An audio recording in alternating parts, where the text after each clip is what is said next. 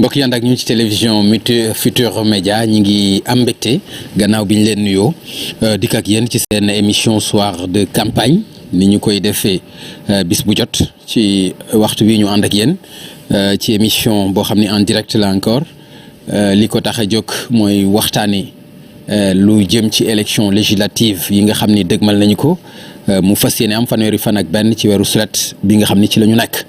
loolu moom mooy li yëkkati émission bi nga xam ni mooy soir de campagne ngeen di ci ànd ak télévision Futurs Médias tey nag ñu ciy ànd ak kenn ci kàngam yi nga xam ni ñoo ŋànk coalition bi nga xam ni mooy Yewwi Askan Wi moom itam ŋànk parti politique bi ñuy wax Sénégal bi ñu bëgg avenir Sénégal bi ñu bëgg muy ku ñu ràññee itam wax dëgg yàlla ci xam-xamam ràññee ko itam ci disponibilité am muy Cheikh Tidiane Dièye moom la ñuy recevoir mbokk yi tey ci seen émission soir de campagne ak télévision Futurs Médias monsieur Dièye maa ngi lay nuyu Cheikh Tidiane.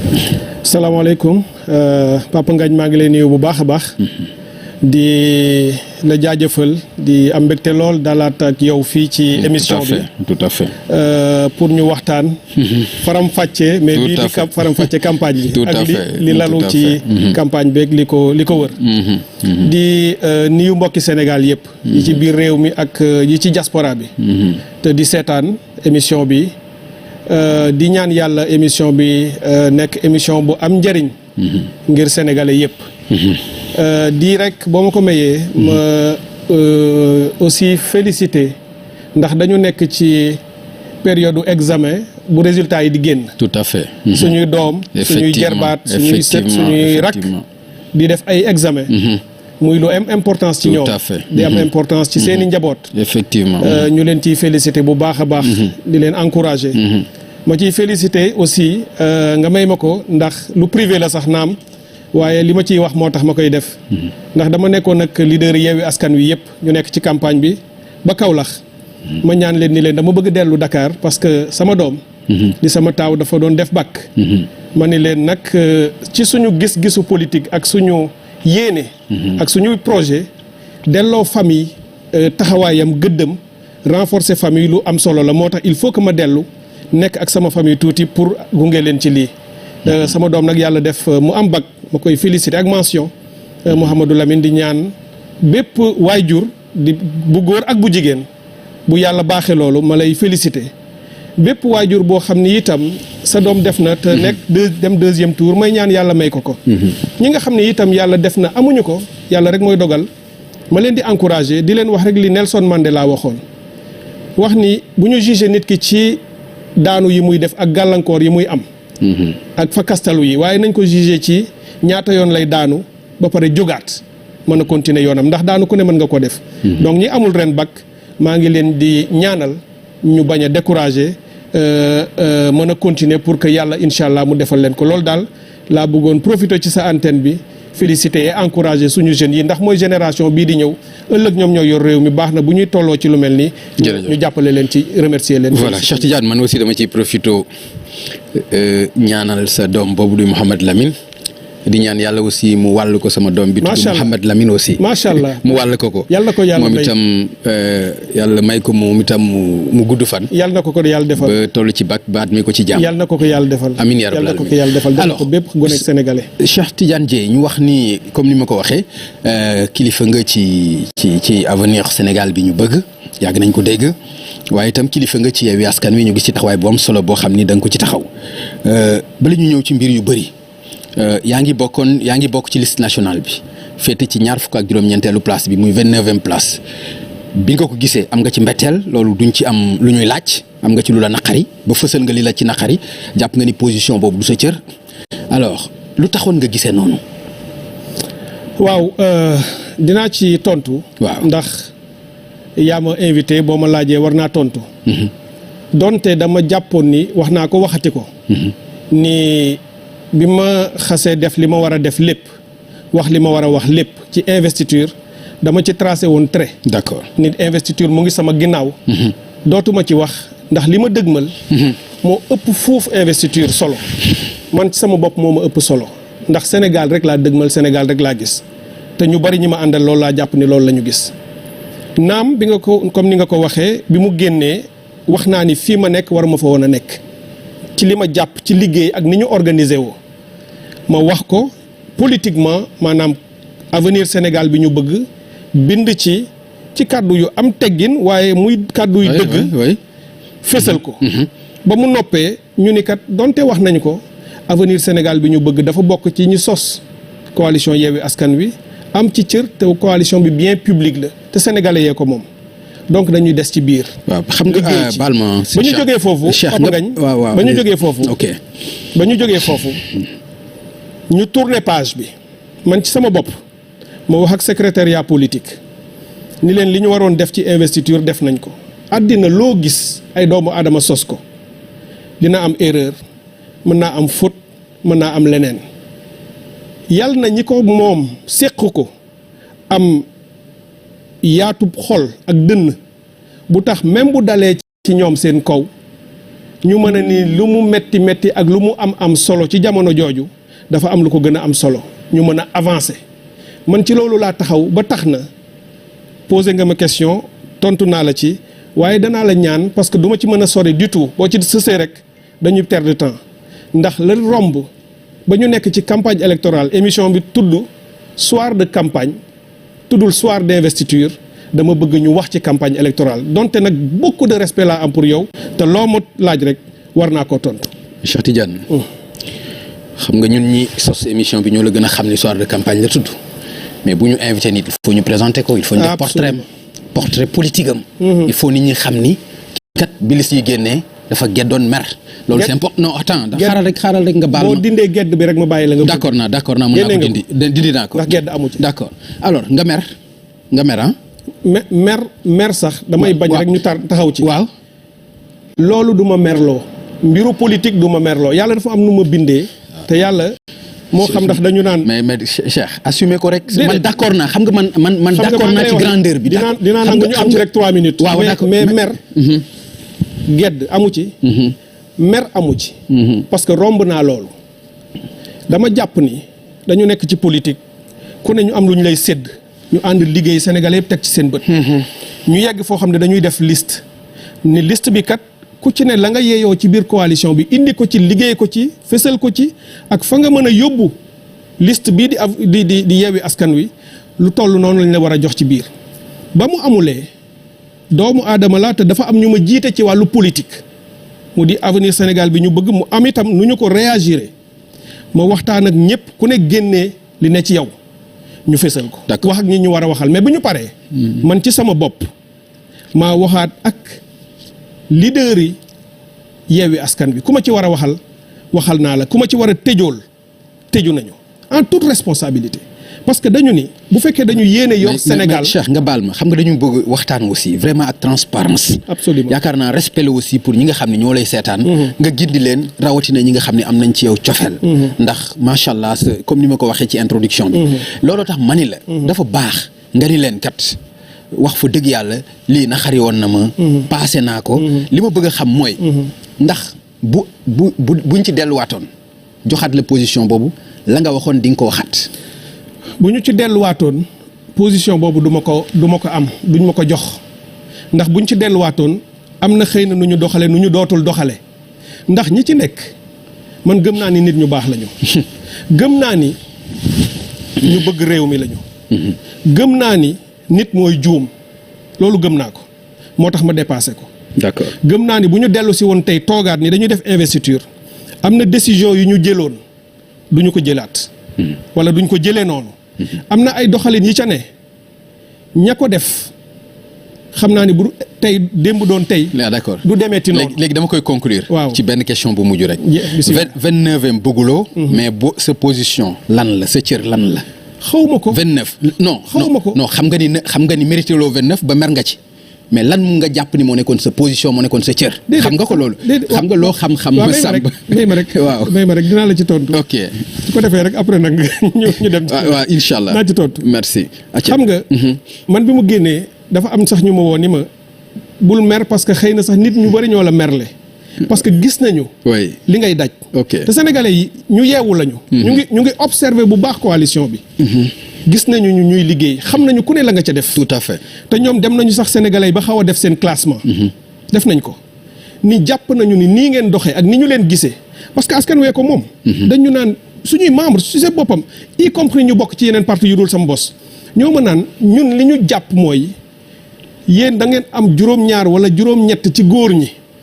yoo xam ne yéen a waroon jiitu ngeen tegaloo. D'accord parité ñëw ci seen diggante.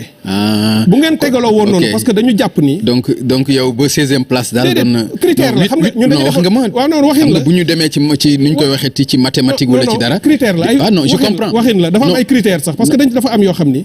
bu ko nit ñi ñëwee nii non dégg naa li nga wax de. mooy waroo woon passé 16e place. man waxuma la fu ma war a passé fu ma war a yem. mais dégg naa la mais li may wax mooy dafa am ñu la wax ni la. waaw xam nga juróom-ñetti góor ñi. loo gis dafa am ñu koy jiite. waaw xam nga lu tax ma yem ci loolu. loo gis dafa am peut-être ñu koy jiite. ok man dama nekk président commission des finances. ok bu Yewwi Askan Wi. kenn rek la ci mooy man. mu am président commission électorale muy Déthié Fall. honorable Déthié. mu am président commission investiture muy doyen Habib Sy. suñu doyen. ok dégg nga ñu ni ñi nga xam ne ñooy liggéey commission opérationnelle yi doon liggéey. ca kaw la ñu waroon a nekk. war nañu leen def position yoo xam ni. d'accord xëy na. te am na ci ñoo xam ni respecté nañu loolu ña nga ca position yooyu. waaw am na ci. waaw am na ci. ok am na ñu fa nekkul. mais ma yem foofu nag. wax dëgg yàlla. ok man ma fa nekkul. waaw man ma fa nekkul. te muy man mi mu dal ci sama kaw. wax naa ko sénégalais yi. wax naa ko njiiti Yewwi Askan Wi. ni leen dépassé naa ko ca ba mbir mi génnee ba ma wax ci la ma waroon wax. ci laa futteekuwaat. même ñi amoon ay jafe-jafe ci biir ci suñu biir man maa bindaat ni leen mbokk yi lii di Sénégal moo gën a am solo drapeau bi moom la ñuy servir du keneen. d'accord nañu mobiliser wu et je me suis même présenté pour dem doxi jàmm pour ñëpp loolu ma defoon démb ca laa nekk ba tey. d'accord pour fexe ba coalition bi gën a dëgëraat parce que gëm naa ni yaakaar bi sénégalais yi am tey ci changement yéene bi ñu am ci coalition bi ñun amatuñu droit. kenn di ci gis boppam ba yàq loolu. d'accord man ci loolu laa tax. merci beaucoup Cheikh Tidiane man jàpp naa ni am na solo pour que vraiment ñu ñëw ci point boobu. dëgg la ndax jàpp nga ni leeraloon nga ko waaye xam naa ni man tey la gën a leer. dëgg la tey la gën a leer waaye itam tey la ko ñu bëri. gën a comprendre gën ko bàyyi xel. loolu itam ñi ngi koy apprécier bu baax ñi ngi apprécier grandeur bi nga ci am. parce que am na ñoo xam ni bi ñu leen defee position boobu dañoo dem. loolu itam dañ koy respecté. am na ci ñoo xam ne ña nga toog ba tey naan ñi ngi Yewwi am ci ñu jël seen décision. bàyyi Yewwi ndax position bi nga xam ne jox nañu leen ko. loolu dinañ ci ñëw. mais ci li ma bëgg ñu ñëw ci d'abord mooy léegi muy premier muy deuxième daanaka yéen ñëpp ñàkk ngeen. tey kenn bokkatu ci. muy liste nationale boobu. li leen ko yóbbee. ñi ngeen jàkkaar lool. wax nañ ñu ne cuune la manque d'expérience la. wax nañ ci lu bëri waaye ndax loolu itam amu leen ci responsabilité vis-à-vis ak askan bi nga xam ni amoon nañu yéene am Ousmane Sonko assemblée nationale am Cheikh Tidiane Dièye assemblée nationale am Déthié Fall assemblée nationale. est-ce que loolu ngeen leen xañ est-ce que amu leen ci responsabilité. xam nga bu ma nee amuñu ci responsabilité du ma wax dëgg parce que bu amee looy yëngu. te mu soxal la am njëriñ te defuloo ko ci sa turu bopp defuloo ko pour yow sa bopp mais da nga ko def ci turu askan wi ak ñi am ci ñun yéene ak yaakaar bu ñu sañoon liste majoritaire titulaire bi ñu proposé te suñuy kàngam yépp nekk ci te ñu jàpp ni ñooñu bu ñu duggoon assemblée nationale mu amal njëriñ réew mi ñooñu seen liste baax bu ñu sañoon noonu lay demee comme nag ci suñu loxo. la liste yi jaar ndax ñoo ko def amuñu ci résultat ba ñu ca bëggoon lépp lu ñu mën a wax pour dégager responsabilité du jaadu du nekk lu responsable ci njiit da ngay assumer responsabilité ba noppi ndax xëy na waroon nañu toog ak tey ak sénégalais yi ñu ni leen ñii ñëpp ñu ngi ci liste titulaire te bu ñu gañee danañu dugg assemblée donc loolu lu ñuy nangu la que am na une part de responsabilité boo xam ne ñun la incombé jël naa ko comme ni ñu ko waxee waaye boo waxee loolu ba noppi da ngay wax ni bu fekkee dañu nekk ci politique nekk ak pouvoir bu jàkkaarloog ñoom ñu nekk ay parti coalition mais yor état bi yor ay bànqaasu état yor ay institution wu état ñooñu bu ñu demee ànd ak ñun ñu def la même chose ñun ñu jàpp ni ñoom am na lu sooxe ci suñu liste loolu la ñu wax ba jaarale ko fi ñu ko jaarale yépp ñoom ñu def itam ci seen liste loo xam ni moo raw fuuf li ñu jàpp ni ñoom loolu la ñuy tuumaal dafa waroon am traitement bu équitable amu ci ñu gàntal suñu listu suñu listu titulaire ñoom ñu bàyyi seen liste titulaire jàll alors que bu ñu ko appliqué woon fi mu war a jaar du point de vue constitutionnel eggal Cheikh Tidiane gàntal seen liste voilà suppléant eggal foofu waaw xam nga bu fekkee da ngay comparer da ngay gam-gam leen mais c'est important aussi déedéet waaw mais xam nga yow yaa nga tudd suñu titulaire tudd Ousmane Sonko tudd ñoom Déthié Fall tudd ñoom Cheikh Tidiane Dièye donc nangu nga ni ñooñu seen présence moo doon jëmmal liste bi bu fekkonte rek dañu aligner ay tour donc bu fekkonte ne pouvoir bi dafa juste même dans l'erreur mu nangu ni bu bëggee sanctionner Yewwi ci lu teguwul ci yoon itam na am mat gu tax mu ni Sénégal kat moo fi moom loi yi ak règlement yi ak conseil constitutionnel donc Benno Bokk Yaakaar itam benn listam sax normalement warul dem parce que parrainage boo ko ëppalee sa liste moom mooy daanu du sax ñu naan dafa war a dem ak titulaire wala suppléant mais defuñu ko donc déjà injustice bi ak violation droit bi ak constitution bi foofu la taxaw donc loolu boo ko waxee da ngay mën a comprendre ni nekkuñu en face de pouvoir boo xam ne bi mu ngi bëgg a jëmale réew mi kanam mais li ci am solo ma daaneel ko foofu mooy dañu doon lali pexe moo tax ma bëgg a wax ci esprit plutôt que lettre pexe bi li tax ñu daaneel suñu liste titulaire moo doon ñu ni Yewwi Askan Wi bu liste titulaire am demul ñu bàyyi suppléants yi dem dañu jàppoon ni dañuy banque suñuy loxo toog wala ñu nekkoon ci titulaire yëpp da ngeen ko waxoon du ñu battre campagne mais da ngeen ko waxoon xam nga Papa Ngagne waaw mais xam nga da ngeen ko waxoon Cheikh Tidiane da ngeen waxoon ni suñu liste nationale su demul élection du fi am dañu yàgg wax ni li ñu wax bari na waaw comme li ñële wax bari na non Cheikh Tidiane xam nga man nag xam nga dama bëgg ñu wax man ak yow waaw d'accord naa loolu ñi la ngay wax waaw ñooñu nekkuñu fi yow yaa fi nekk xam nga li may mais dama bëgg ñu wax li ngeen wax da nga ni bari na mais nañu taxaw ci bi nga xam ne da ngeen ko waxoon mooy suñu liste nationale suñu liste titulaire su bokkul ci élection yi élection du am Sénégal xam nga da nga naan ci yéen dafa am xëy na ku ko wax wala ñu ko wax parce que coalition ni muy fonctionner mais du n'importe qui de waa déglu rek bu fekkoon coalition bi da nga ni est-ce que xam nga du n'importe qui Ousmane Sonko moo ko wax ba tey te mooy leader bi déedéet xam nga da nga ni loolu mooy tête de liste bi loolu ci sax ay discours ñeneen nga ko dégg mais conférence de presse bi ñu toog ñu wax ni suñu liste bu baax la dafa war a jàll suñu communication li ci ëpp dañu doon wax Benno Bokk Yaakaar moo warul bokk ci élection yi. waaw dégg nga maintenant politique nag Papa Ngagne. mais moom ma daaneel foofu dafa am solo. politique li ci nekk moo di bu ñu ñëwee ba pouvoir di teggi pexe def ay stratégie totalement illégale gàntal suñu liste am lu ñu ciy séentu am lu ñuy xaar ci ñun nit ñi bu ñu leen defee lii danañu gedd élection yi dem sax ba ci boycotté ko ñu am boulevard dem defi lu leen neex gis nga temps yi ci ginnaaw dañu wax interpeller askan wi mooy bi ñu annulé suñu manifestation avant tabaski nit ñu ni ñu mais yéen da ngeen ni woon na ngeen ko def da ngeen dellu ginnaaw ñu ni leen ñun dañuy déglu askanu Sénégal parce que ñoom lañ fi nekkal askan wi bi mu ñu nee nangam bi dellu leen ci ginnaaw parce que ñun askan wi arrangé wuñu ñu déggal leen. ban voix la leen ko askan bi wax liste yi fan la leen nan la leen ko wax mais nous on est présent partout. ay partis politiques la yu am ay cellules. xam nga cellule nga am ko ci quartier yi plusieurs am ay coordination am ay comité parti yi yëpp am ko mais lu ñuy xalaat da nga koy xam. waaw mais xam nga askan wi li muy wax ci rajo yi dañu koy dégg askan wi ñuy waxal ci mbedd yi dañ koy dégg la preuve bi ñu nee askan wi def leen nangam dañ ko annoncé rek. concert de casserole wala nangam ça veut dire que message bi askan wi dégg na ko def ko moo tax ñoom itam bu ñu waxee ñu dégg ko mais bi ñu askanu Sénégal ne. bu leen dara jaral ci àddina lay boobu dafa yomb de askan wi la ñu déglu dafa yomb de loolu dafa yomb de. bi ñu askanu Sénégal ne bu leen dara jaral ci àddina. bi ñu askanu Sénégal waxee élection yi man ñun ñooy Yewwi Askan Wi nag nangul yi tamit loolu. d'accord bi ñu askan wi ne. élection yii ñu jëm. pouvoir baa ngi tëral ay pexeem te ñun itam nag on n'est pas tombé de la dernière pluie ñu ngi analyser. bu ñu tegee jéego. ñoom ñu teg jéego. ñu xam fa ñu jëm. dañuy changer suñu stratégie di adapté wu ak ñoom. pour lan pour l'objectif final. parce que dafa am ay bataille ak am la guerre bëgguma sax jël un langage martial parce que lii du guerre. waaye booy ànd di def lu mel noonu doo taxaw rek parce que bu dëgëree trop damm bant bi il faut que mu flexible ci politique. bi ñu gàntalee suñu liste titulaire di xaar ci ñun ñu boycotté ñu déserté espace yi ni même bu ñu boycotté wul ba dem sa élection itam dañu naan rek na suppléants yi dem battre campagne, titulaires yi duñ ko def mais c'est le contraire qu'ils ont eu.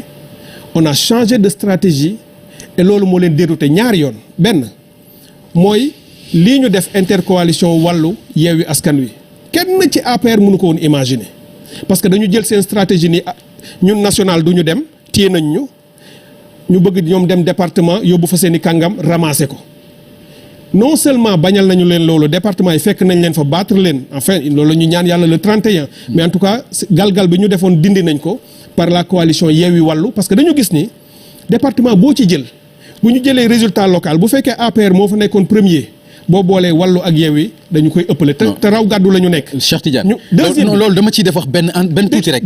théoriquement jàpp ngeen ni lu